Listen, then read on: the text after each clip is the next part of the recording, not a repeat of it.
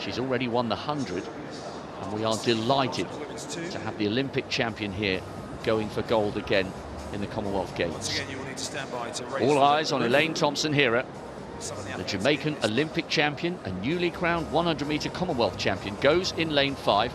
Good target for Beth Dobbin, semi-finalist in Doha and in Tokyo. And watch for McDonald, the Canadian, in lane 7. Toia Visil has been a brilliant ambassador and a great servant to Papua New Guinean athletics. She's done so well to make the semis again, as she did in Glasgow at the age of 34. Asimieni Simwaka, African finalist over 400 meters. She needed a national record to qualify for the semis. Now to Natasha McDonald, former world junior finalist over the 400 meters.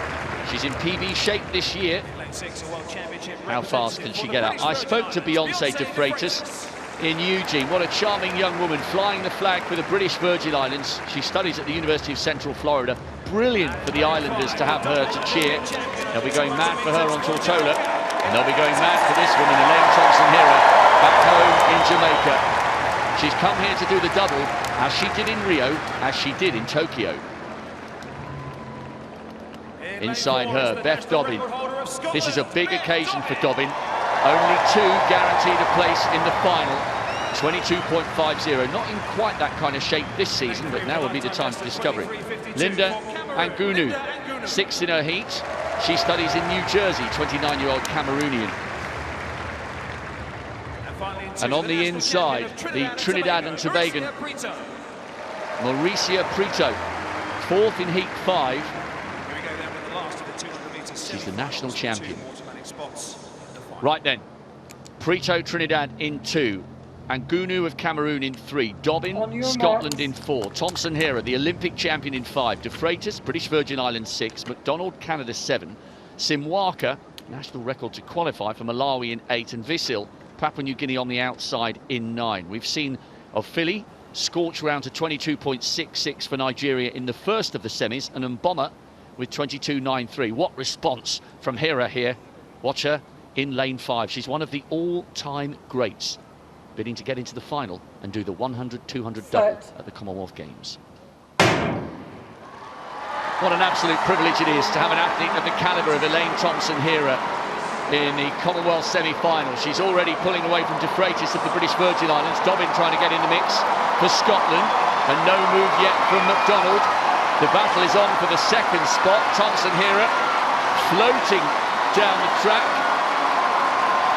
very close on the line. Dobbin just misses out to McDonald of Canada, 22.63.